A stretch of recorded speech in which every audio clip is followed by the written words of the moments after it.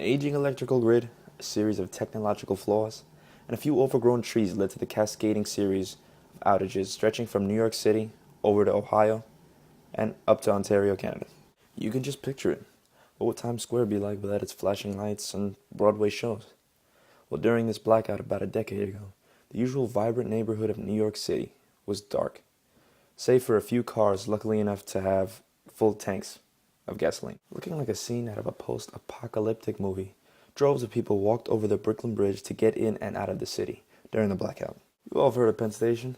One of New York City's busiest transportation hubs was closed due to this blackout. Commuters and travelers were left to sit outside and wait by the nearby post office in New York City. Swarms of stranded people were attempting to leave the Manhattan on August 14, 2003. All bridges and tunnels out of the Big Apple were swarmed with cars and people. You can imagine the traffic. Like those 2 days came from the sky, as 50 million people suffered through a heat wave without any electricity. No AC, no fans, no nothing. By day 2, people were seeking shelter and solace in a place where they could find it.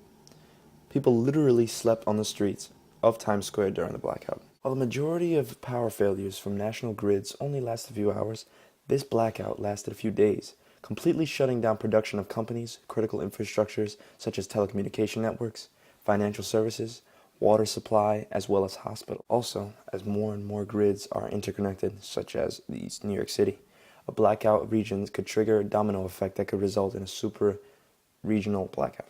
And yes, although many other regions of the Northeast suffered through this tragedy, no other area agonized more than the restless, hard-working, unsleeping, and cockroach-stomping citizens of New York. In the broad expanse of the northern Pacific Ocean, there exists the Northern Pacific Subtropical Gyre, a slowly moving, clockwise spiral of current created by a high-pressure system of air currents. This area, also known as the Great Pacific Garbage Patch, is also described as the Pacific Trash Vortex.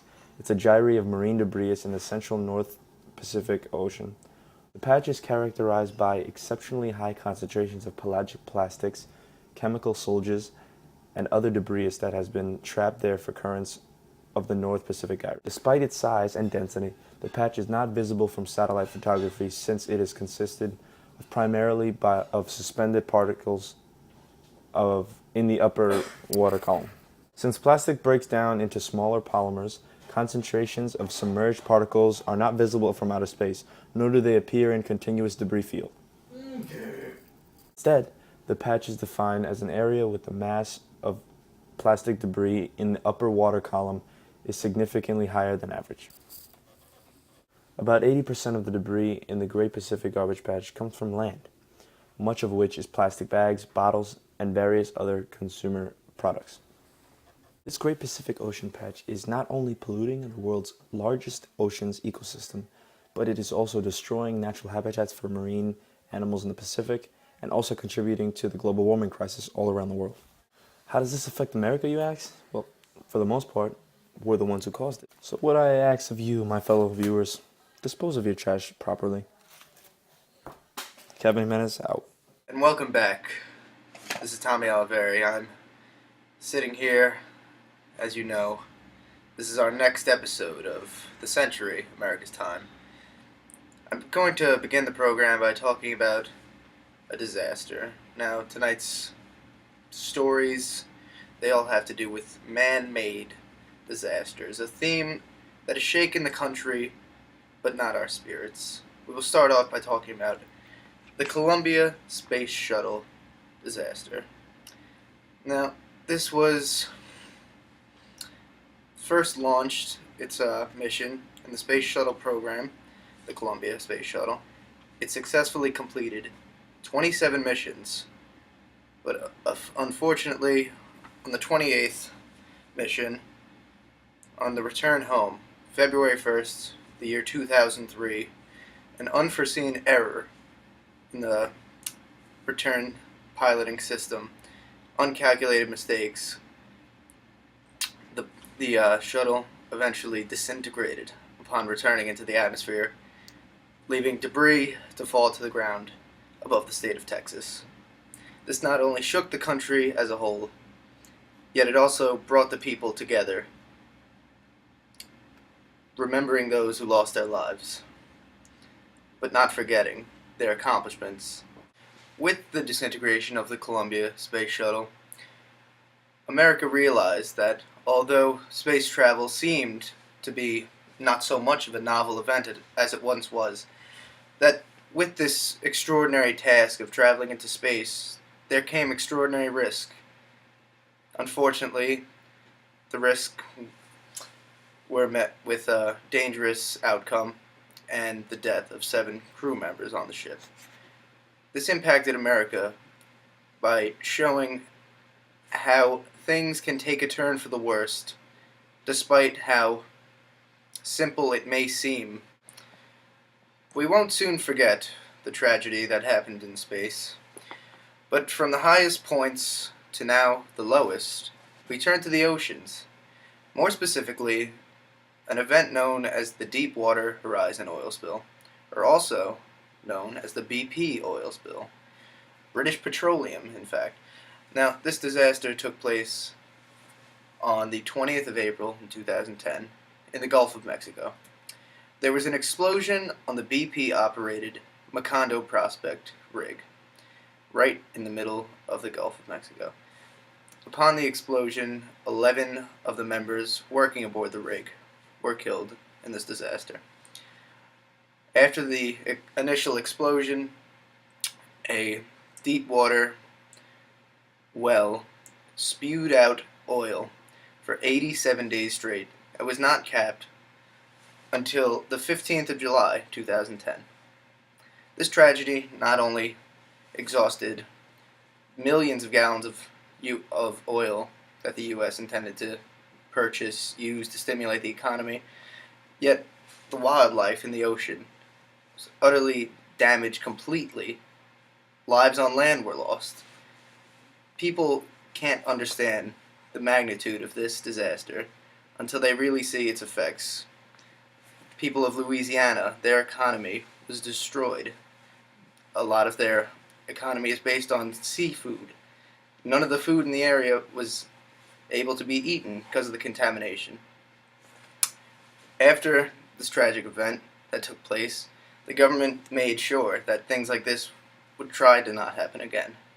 And under the Clean Water Act and the Natural Resources Damage Assessment, they would ensure that in the future, accidents like this would be maintained and would not happen anymore.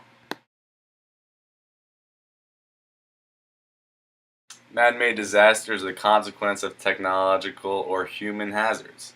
Examples include stampedes, fires, transport accidents, industrial accidents, oil spills, and nuclear explosions and radiation. War and deliberate attacks may also be put in this category. As with natural hazards, man-made hazards are events that have not happened. For instance, terrorism. Man-made disasters are examples of a specific case where man-made hazards have become reality in an event.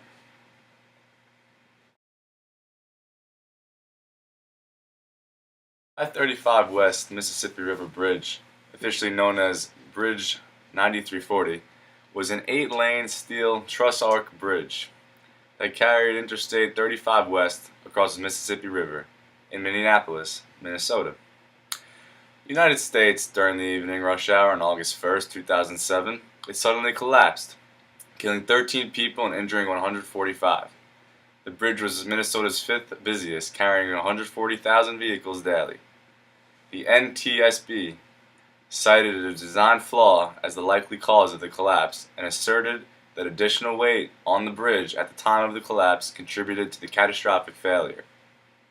Immediately after the collapse, help came from mutual aid in the 7-county Minneapolis-St. Paul metropolitan area and emergency response personnel, charities, and volunteers.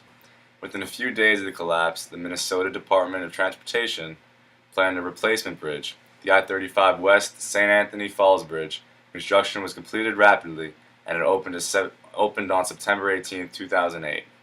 This bridge was not only symbolic towards America, but it was also symbolic towards how we just constructed ourselves as a country.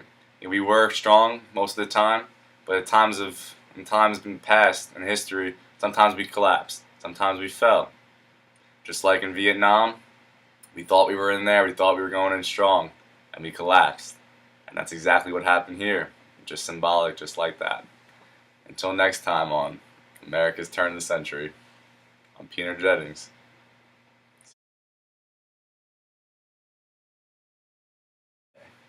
Today we're here to talk about man-made disasters. And for those of you who think that in order for something to be a man-made disaster, it has to be something like an oil spill, like the one we talked about prior, or a Columbia space shuttle, or a bridge collapsing, you guys are wrong. It could be as simple, or maybe as complex, as the September 11th attacks. Now, most of you are thinking, wow, that's not a man-made disaster. But you're wrong. When you're saying that, you're 100% wrong. And I'm going to tell you why. You're wrong because of this. Man-made disasters don't have to be something like an oil spill, like I said before.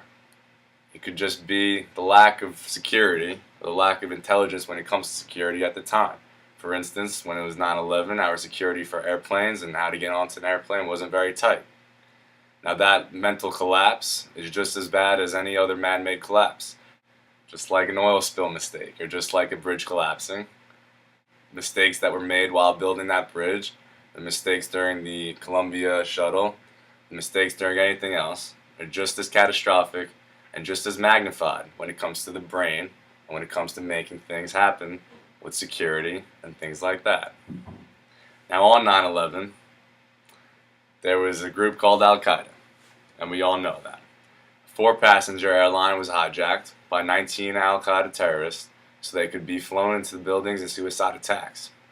2 of these planes, American Airlines Flight 11 and United Airlines Flight 175, were crashed into the North and South Towers, respectively.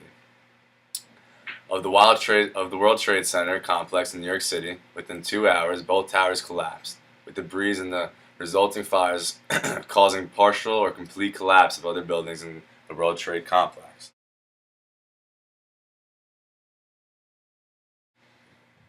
As a result of the 9/11 crashes in both buildings, a lot of debris fell from the buildings and caused major pollution issues.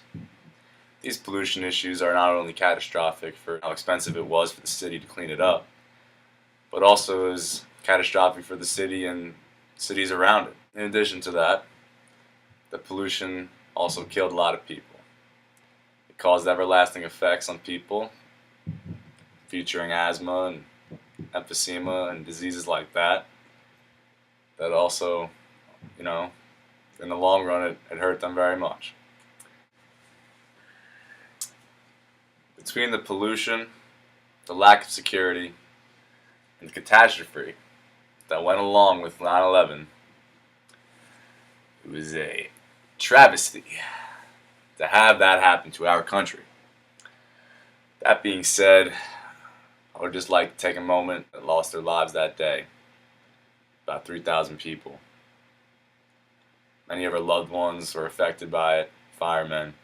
Not necessarily that are have to be in the building to be affected by it, but people around it with the pollution that I spoke about earlier. All these features, all these things that happened, an everlasting effect on America will never be forgotten. Till next time, I'm Brandon Bonomo. 21st century, turning of the century.